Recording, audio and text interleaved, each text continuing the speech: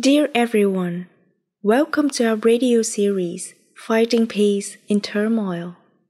This program is brought to you by the joint efforts of Meditation Master Minh Niem and the Meditation Psychotherapy communities, Mindful Living Land in several places. This radio series is streamed every week on YouTube and podcast on the only official channel, Minh Niem.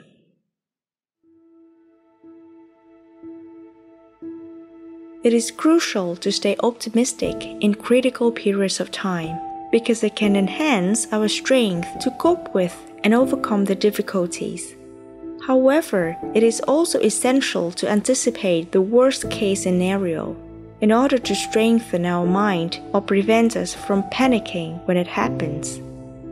At this point in time, the second wave of the pandemic has struck many countries in the world, and it is even more deadly than the first.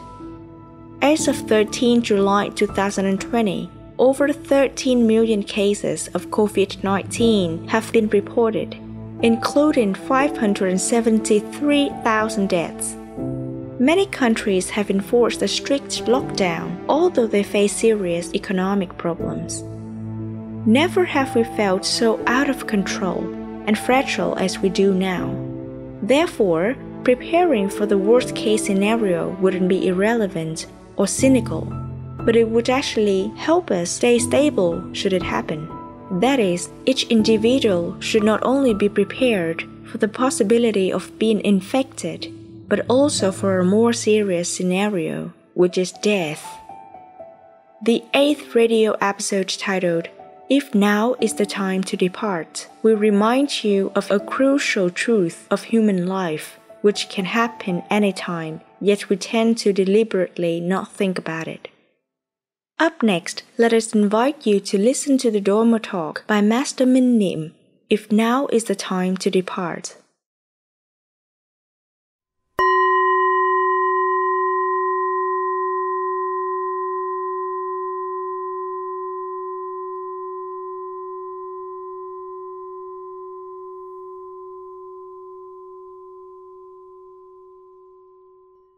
Dear listeners, may you be well, happy, and always living in mindfulness. Have you ever asked yourself, what would you do if you must live now and forever? Ask yourself this question earnestly. Are you ready for your departure? Probably not, especially if you are still young and still want to explore. Still full of ambitions, desires, and obligations to this world.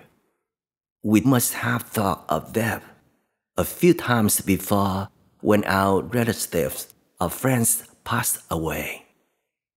Or even when we read a book and the character whom we thought resembles us die at the end. It probably triggered something inside of us to contemplate about life and death. However, not until we are helplessly laying on our deathbed, or we encounter a fatal accident or disasters such as earthquake, tsunamis, or a pandemic. Then we think about morality deeply and seriously. If we have had any of those experiences, that for sure would impact our attitude about living. We realize that human life is very fragile. The opportunity we get to stay with our loved ones, to do something for them is extremely valuable. We even regret about all the pain we caused them and all the unfinished desires we wish to fulfill for them.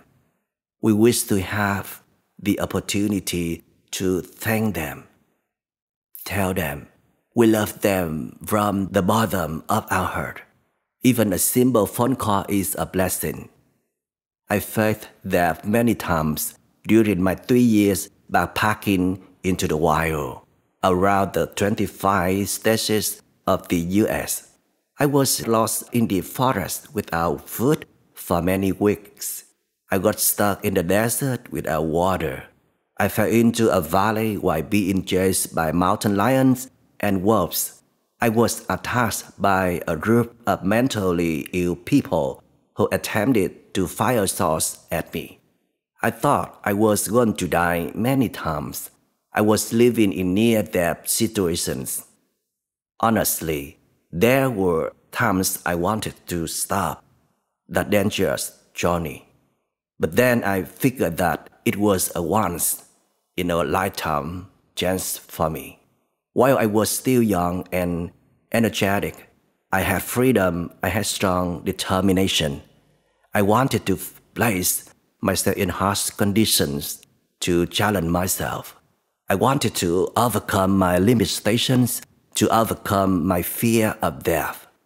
Therefore, I chose to continue with my journey, prepared to face danger and even death. I asked myself, if something were to happen to me, what will concern me the most? My parents passed away long ago. My elder siblings had care for themselves. My friends who accompanied me, I feel quite confident and not to worry about them. We had our good times. We treated each other with sincerity and kindness. We had many wonderful memories together. There were only two things that will burden me. First, I wish to return to my homeland after many years. I still haven't contributed anything for my country. Second, I have not fulfilled my dreams of sharing the understanding meditation techniques to the world. Understanding meditation is a teaching I combined from the Theravada traditions and the Mahayana principles. Thus, I did not want to die. I was still young. I was only 35 at the time, but it was not up to me to decide. I only accept if death were to come because I understand the law of cause and effect. It is beyond my control. Even if I did not backpack into the wild, I could still die of other causes when it's time for me to live, one way or another, either by a car accident, a terminal cancer. I will have to live. Who knows, I could be sleeping one night and never wake up the next morning. Death occurs daily throughout the world, regardless of how powerful and talented we are. Death is not within our jurisdiction. We cannot control or evade death. It is inevitable. Thank goodness I am still here now. But who knows about tomorrow? I know speaking about death right now can be difficult for many to listen. The corona pandemic is creating chaos everywhere with nearly 13 million people infected worldwide, causing over 570,000 deaths. Efforts predict that if we cannot come up with a vaccine or a medical cure within the next 2 years, then the number of the infections could increase 60 or 70%. Who can guarantee that we won't get infected? That we will not face death at least once in our lifetime? Songwriter Gilkyson wrote these verses in his song, chanting tears for my beloved. If I have to live now, if my beloved, you have to depart even if you still cherish this life, even if your lives are still young. Many people died young during wars. Like in this pandemic, death will not make its selections based on age. If we pay close attention, every day we see people died at very young age. Either they got into car accidents, died of sickness, or even committed suicide. But it did not concern us because they are strangers. They are not us. If the disease happens to be among our loved ones, then we just briefly greet and quickly move on with our lives like nothing has ever happened. We continue to chase after our fantasy, our egoistic self, like we still have 100 years left to live, or even worse. We think we have a few hundred years of life on earth, and so we continue to enjoy, to waste our precious time, and not to really live in a meaningful life. That is a grandiose reality. Everyone will encounter death. There is no exception. We do not get to choose when we encounter death. It can happen to any one of us at any given time. Then try to picture, if today is the last day we get to live, what would we do? Songwriter Gilkyson wrote, if we have to live today, oh, there are so many unspoken words I had not said, to sunrise, to the night, to the day, to the lotus flowers, and this river, my friends and brothers, or the streets, so many things to leave behind. Can my mind be at ease? Gilkyson did not write, oh, I regret that I did not make so much money. I did not get the promotion I wanted. He did not write of his remorse for his broken love, but instead he wished to be at peace with nature, to be able to admire the beauty of the lotus flowers, of the rivers, to value the friendships, to appreciate the lovely streets in the city. Can his heart rest in peace with many things to leave behind? And we are just like him, aren't we? With that much remorse for many things we haven't accomplished, yet we continue to postpone the things we wish to do. They are not difficult, but because we are stuck within our desires, we keep wanting new things. We allow ourselves to remain trapped in our old habits, even though we know being in an important aspect of life. It is the most crucial relationship between ourselves and the universe. We lack the strength to connect deeply. Poet Nguyễn Du wrote, we still have today, for the morning dew to melt, to view the cloud across the sky. The universe is offering us another day to live, while others are hospitalized due to the virus. They cannot see their family. They cannot make the phone call. They no longer can do anything for their loved ones. Therefore, appreciate what is given to us. If our turn is tomorrow, what would we do now? Do we still want to hold resentment or punish each other? Imagine if the person who has to live is not us, but our loved ones, or even the one who we are angry with, whom we choose not stay in contact because we still hold grudges. We can live in peace if something were to happen to them.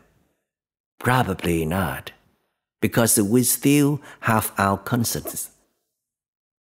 Even if they cause us so many pain and sorrow, if they were to live this life, so young, leaving their loved ones behind, we would still be sad and regret that we did not give them a chance to change.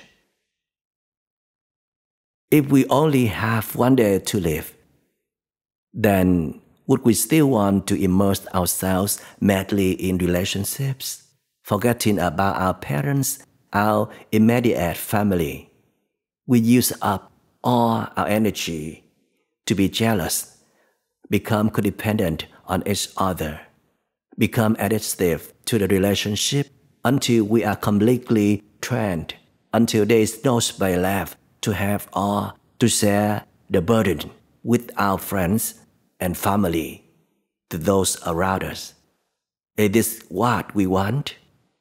If we only have one day to live, would we still bury ourselves in our jobs, striving to make money to fill up our bank accounts, continue to chase after objects we claimed to be important, until there is no time for us to breathe, to sit down and eat properly, to spend time with our loved ones, to be there, to listen and understand them, and all those material things? Unfortunately, we would have to leave them behind. The things we traded our family for, the things we traded ourselves for, we use them to justify for our lack of responsibilities. In the end, they fill us with nothing but resentments, judgments, and turned us into a lifeless person. A day is still a lot. Sometimes all we have is this moment to live. If we have to live now, what would we do? Would we cry? Would we call anyone out of panic? Would we desperately try to hold anyone's hands, give them a hug, and tell them deep from our hearts how thankful we are for having them in our lives? Sounds very tragic and traumatic, right? But that is reality. We try to forget this reality like we will never die, or it will be a long time before that day comes. But the truth is, anyone will get sick, will age, and will pass away. Even if while we are still young and our time is up, we would still have to leave this place. Have we made any preparations yet? Prepare to leave what behind and take what with us? Many people ask me this question: where do we go after death? This is a very difficult question for me to answer thoroughly and precisely. I usually try to give the following answer: your future life depends on how you live now. When I was still in monastery, my master taught me that whichever direction the tree leans toward, then it will fall in that direction. Sounds very simple and convincing, right? Take care of the present moment. Dwell deeply in the now. Give all that we have to the present moment only, and not worry about the future of the next life.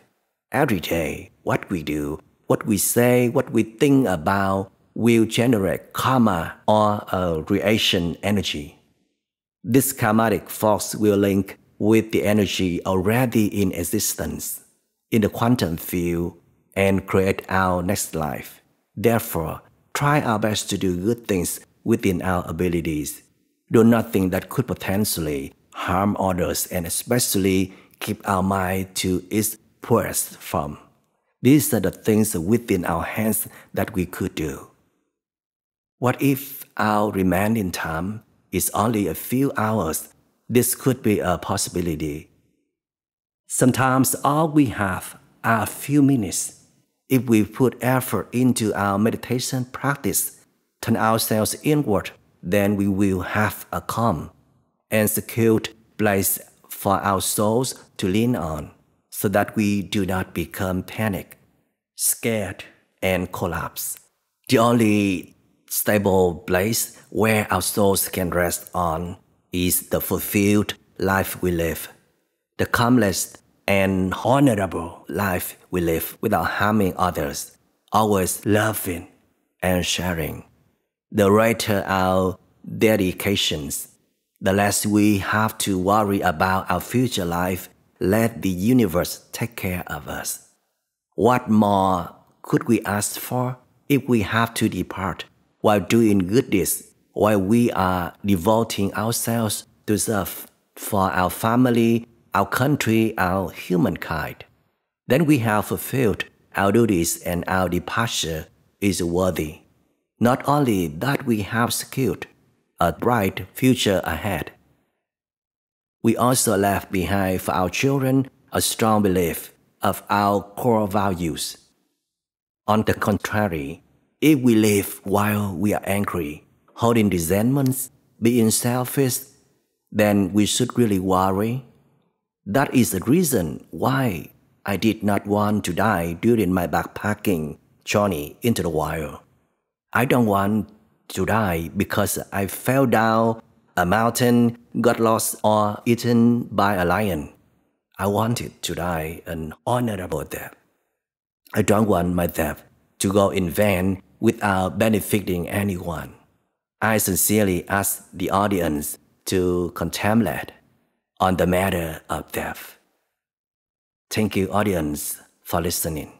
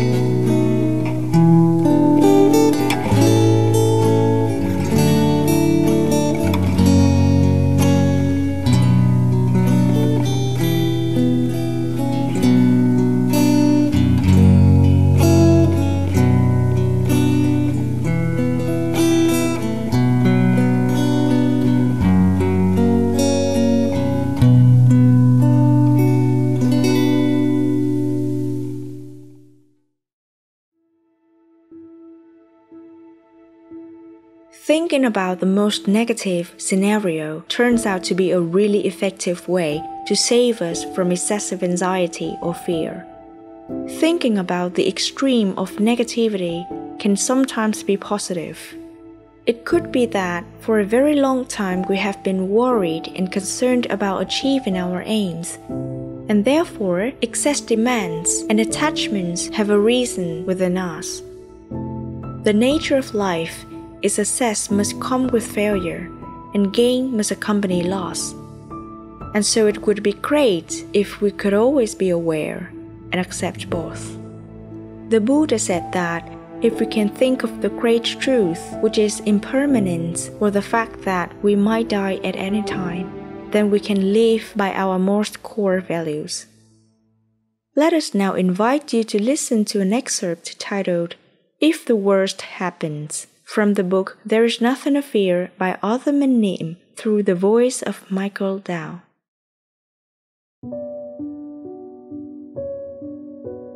At times, if we feel we're too concerned with success and failure, gain and loss, praise and criticism, think about the worst that could happen.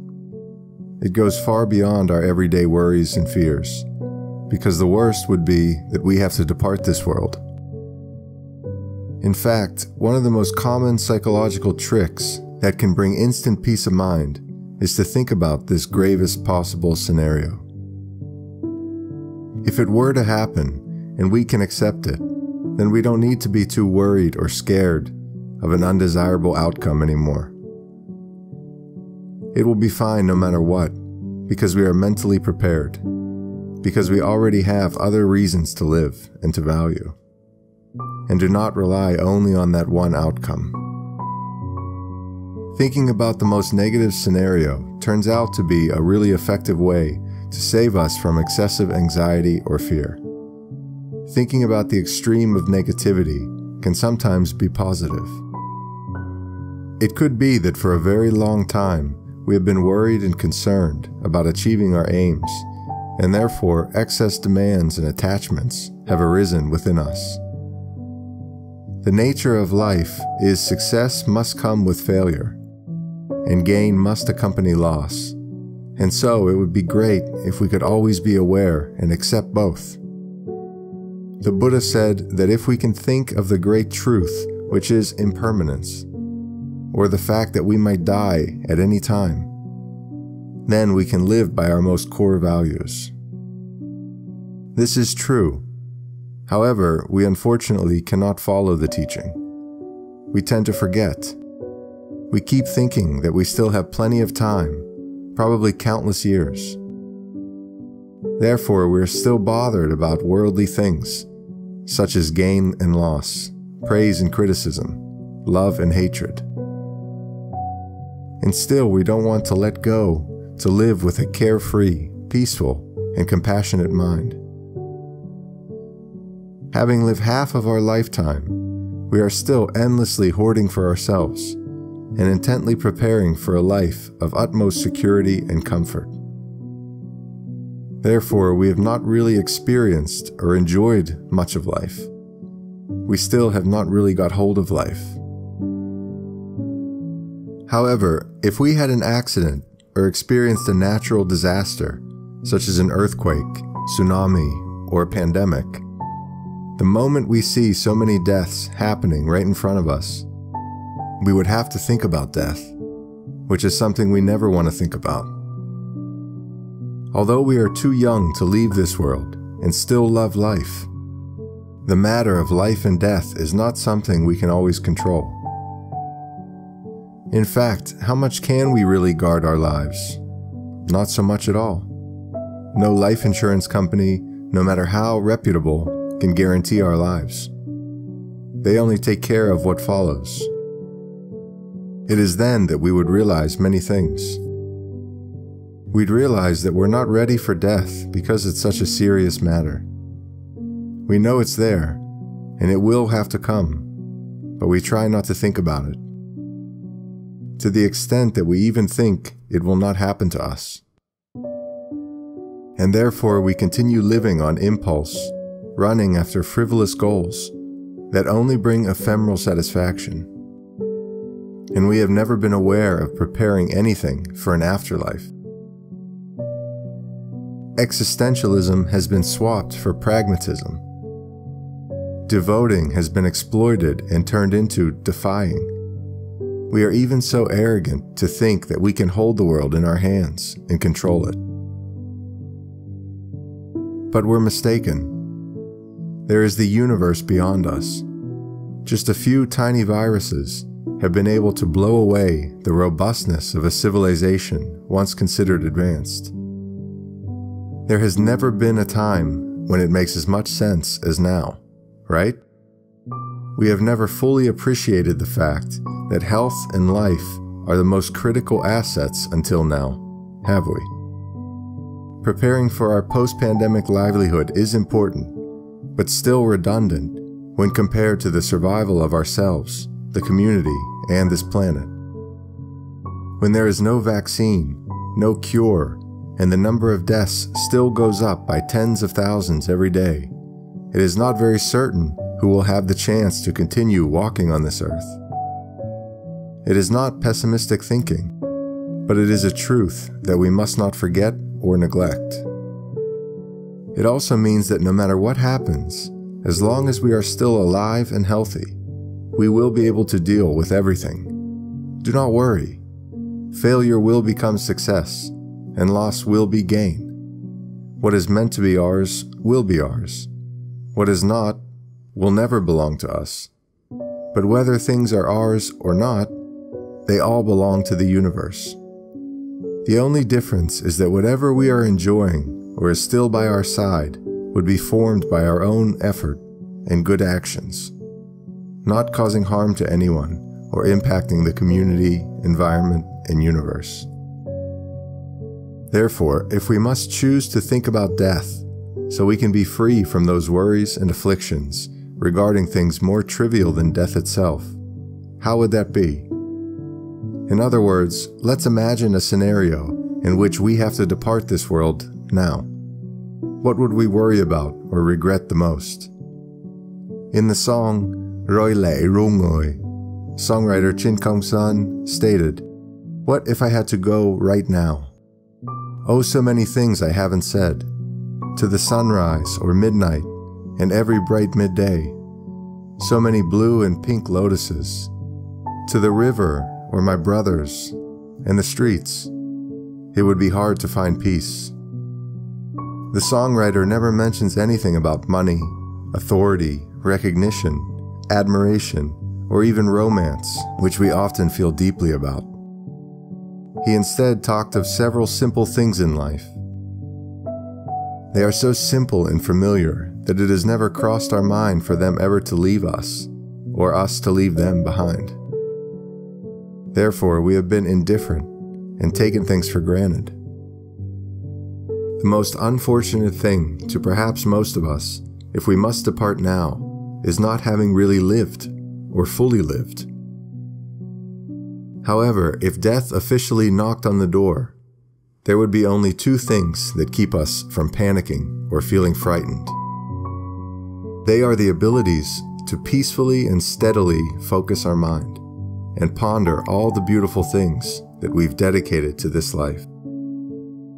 But to master the mind right in a crisis, we must be very skillful and disciplined with our practice. And to have many valuable and worthy memories to think about, we should be diligent in doing good deeds every day, dedicated to helping others, and nothing would be as noble as departing while dedicating and sacrificing oneself. Although it's impossible to know exactly what the next life will bring, we can rest assured when we are now living with genuine, wholesome values. Whatever the present is, the future or next life will be of the same essence. Therefore, it is enough just to seize the present moment and live life to the fullest. Leave the rest to the universe.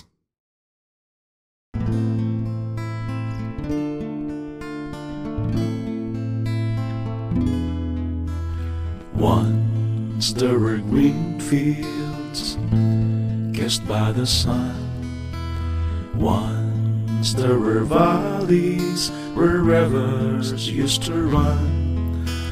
Once there were blue skies with white clouds high above. Once there were pardon and everlasting love. We were the lovers who strolled through green fields.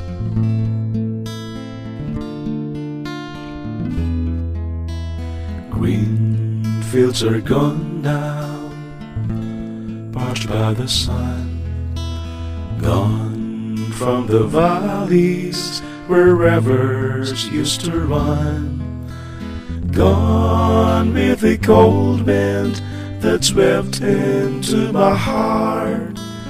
Gone with the lovers who let the dreams depart. We are the green fields that we used to roam.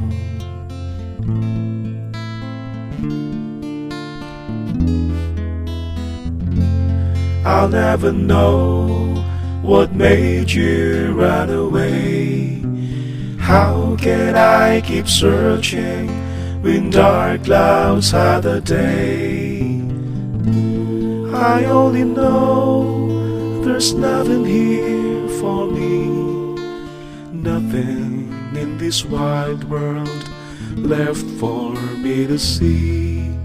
But I'll keep on waiting till you return. I'll keep on waiting until the day you learn. You can't be happy while your heart's on the roam. You can't be happy until you bring it home. Home to the green fields that we once again.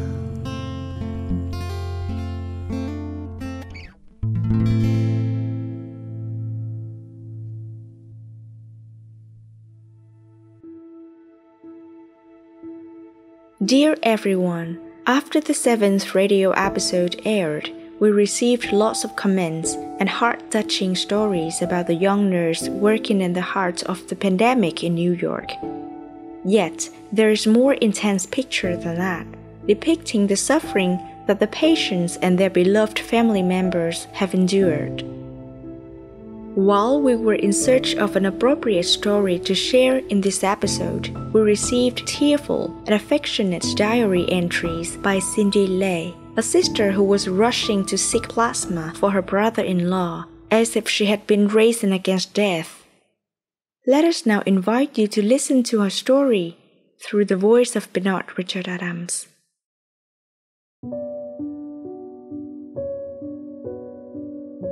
April 10th. His wife told me he needed to have a blood transfusion. That would be his last chance for survival. He was 32 years old, 5 feet 7 inches, weighed 160 pounds, with no prior history of illness. He's been in the hospital for a little over 3 weeks. When I found out about his condition, he was already in a deep coma with the support of 2 ventilators. Upon receiving the news, I hurried to call the hospital to find out more details. Luckily, the infectious disease doctor just finished examining him. I introduced myself over the phone as his sister-in-law. The doctor sounded very young. Today is Friday. He probably hasn't been able to come home for a whole week. Probably did not get much sleep either. He politely exchanged information with me over the phone. We need to transfuse antibodies found in the plasma of patients who contracted and recovered from COVID-19. Please help me find the matching donors. Contact the Red Cross to find out more information, he said. I asked him very quickly, "Doctor, how much time do I have left?" "I wish I were God and could give you the answer, my dear, but as soon as possible," he replied. April 11th. I wrote a short message about the requirements to donate plasma and posted it on social media. I divided up the tasks for his wife, my sister, my uncle and aunts, asking everyone to share within their network to help search for potential donors. I googled the phone number for the local Red Cross and called them regarding the convalescent plasma program. "Let me transfer you to a different department that handles this matter. I don't know anything about the program," the person on the other line replied. "Yes, please. Thank you," I said.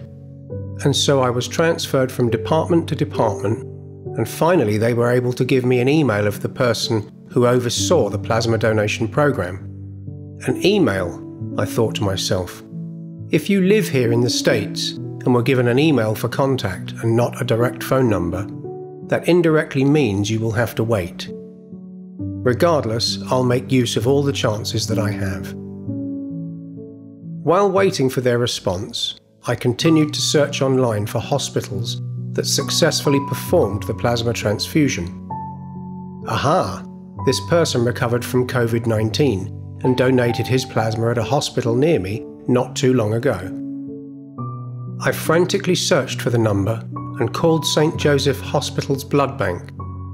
I was able to reach the department I needed without difficulties thanks to my 8 years of experience working as an intensive care pharmacist. I also know that usually blood banks will reserve a few units of plasma for donors in case of emergencies. Just like I predicted. The phlebotomist told me to wait while he goes to the back to look for those 2 units he saw earlier during the week. My heart began to race. Yes, only 2 units is all my brother needed to live. I placed the phone on the table and turned on the speakers instead of using the headphones. I started tapping the pen repeatedly on the table. This is my old habit whenever I'm nervous or anxious. "I'm sorry, but we already used it on someone a few days ago," the person on the phone said. "Please check again." I begged. "I'm so sorry, but I've looked everywhere," the phlebotomist said sadly, understanding my disappointment. "Yes, okay, but then can you give me the phone number of the person who donated the plasma so I could contact him?" I asked. How could I possibly ask such a question when I have full understanding regarding the Health Insurance Portability and Accountability Act, otherwise known as HIPAA, where hospitals are obligated to protect patients' personal information? The answer, of course, I already knew. April 12th. The nurse allowed us to FaceTime with him today. She placed the phone with the camera facing him, told us to take our time and hang up whenever we finish. On the line was my mother-in-law, his mother-in-law, and his 2-year-old son. The toddler, with his innocence, said, "Daddy, Daddy," pointing at the screen. I had to look away and wipe my tears. The 2 mums joyfully telling each other, "Look, he's breathing. His belly is rising up and down. He's breathing." Yes, he is still breathing. How do I have the heart to tell them that the rising and falling that they see is due to pressure from the ventilators? How could I tell them that his face is getting puffier due to fluid retention, a sign of declining renal function? I knew at that moment time was running out. I opened my email. Thank goodness there is a response. They sent me a few forms to fill out and asked for the doctor's information so they could contact him. Just like that, we continue to send emails back and forth to exchange information. Today is Easter Sunday. April 13th. It's now 3 a.m. I cannot just sit here and wait. I must think of other ways. I have to do something. I cannot just solely depend on others. I looked up hospitals across the country that enrolled in the plasma transfusion program, wrote down their phone numbers and began calling each one. Blood Bank at Houston, no. Austin, no. Kentucky, no. Ventura County, no. UCLA hospitals, UCI Stanford, all no. Tiredly, I crossed out the places I called on my list. Wait, New York, yes.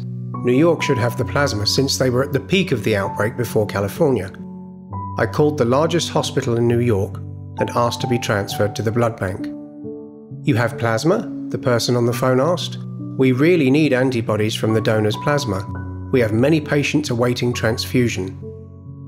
Sadly, I answered, "No, I don't have any. I'm looking for plasma myself." April 14th.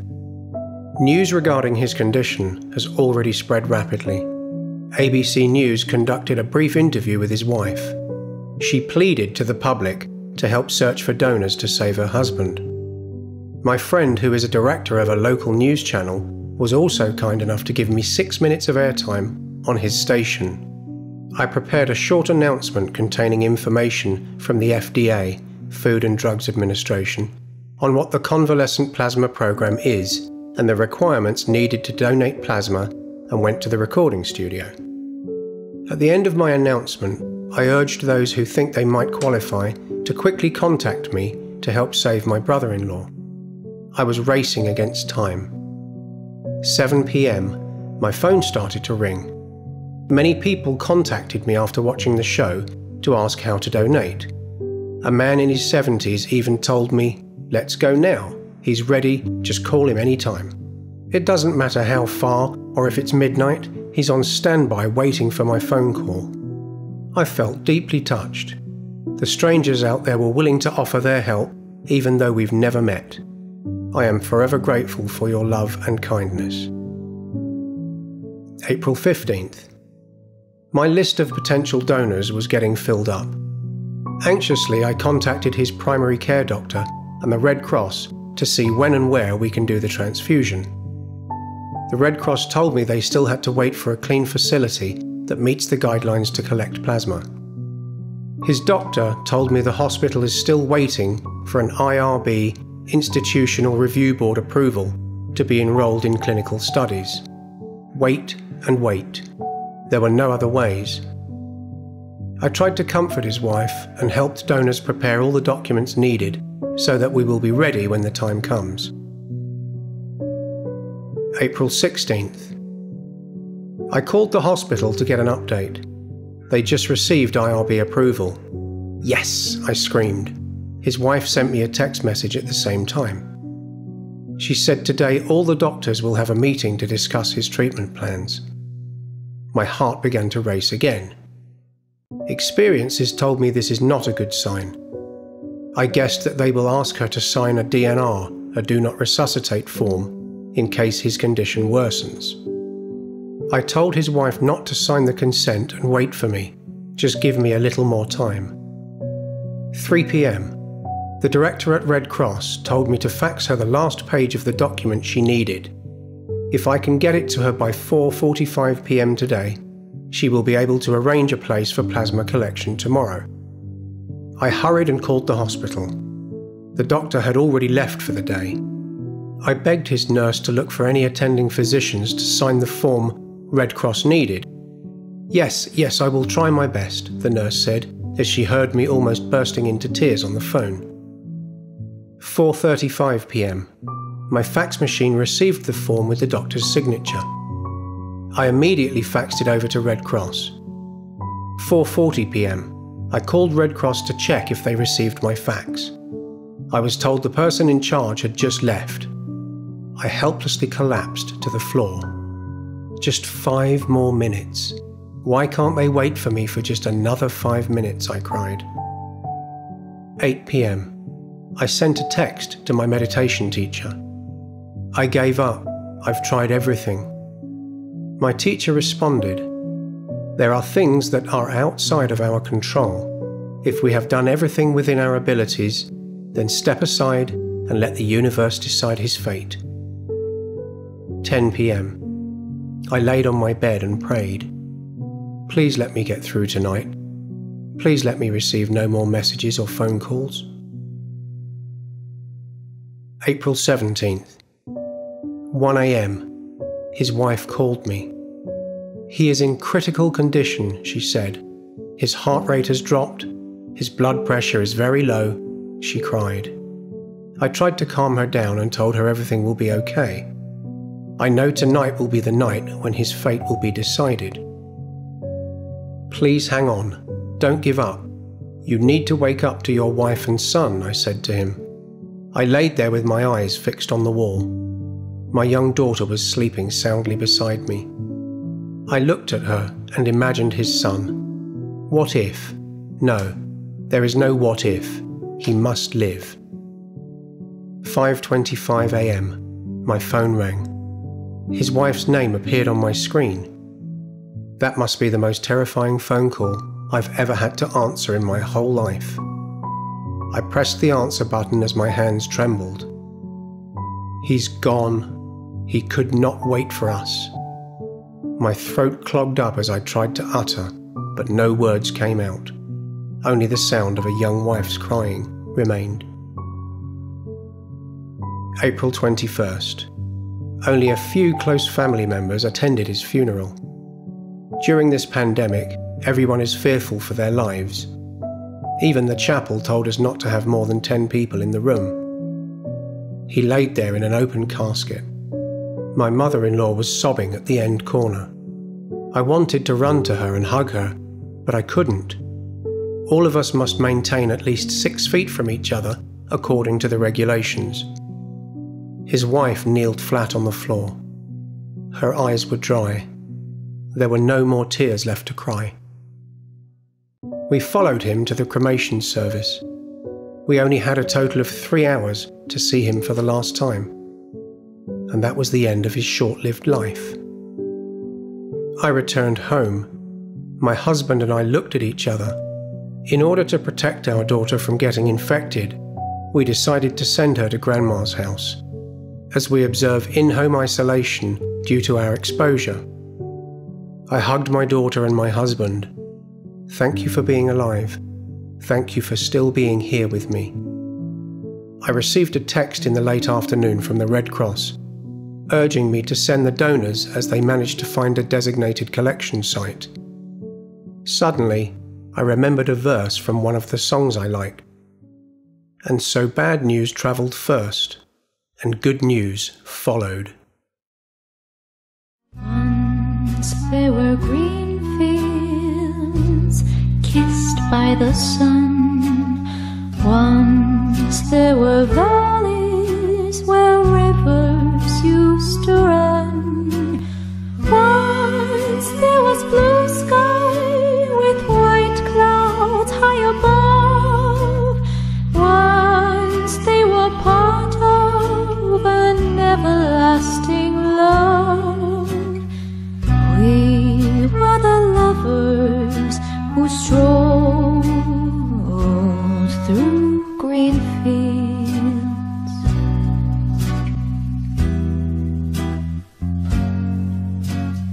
Green fields are gone now, parched by the sun, gone from the valleys where rivers used to run, gone with the cold wind that swept into my heart, gone with the lovers who let their dreams depart.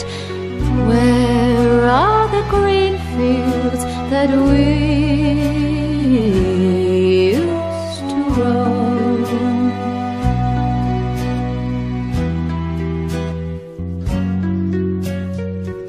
I'll never know what made you run away. How can I keep searching when dark clouds hide the day? I only know there's nothing here for me, nothing in this wide world left for me to see. But I'll keep on waiting till you return. I'll keep on waiting until the day you learn. You can't be happy while your heart's on the roam. You can't be happy until you bring it home.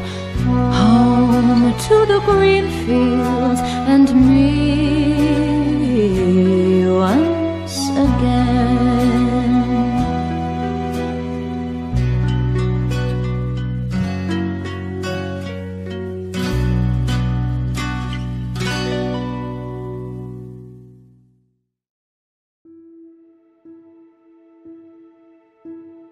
Dear everyone, at times we hear a familiar quote: live each day as if it were your last, as a self-reminder to appreciate your loved ones and what we have now. But the truth is that most of the time we forget it and live as if our last day would never come.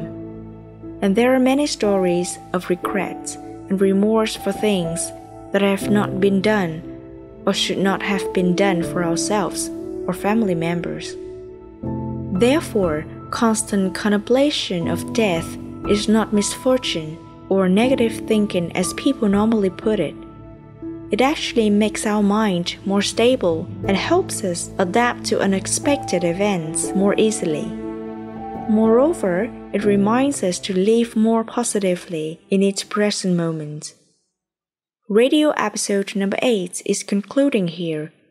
Thank you for listening and see you soon in the next episode. We hope you always appreciate every present moment so that you would not feel regret and live a fulfilling and mindful life.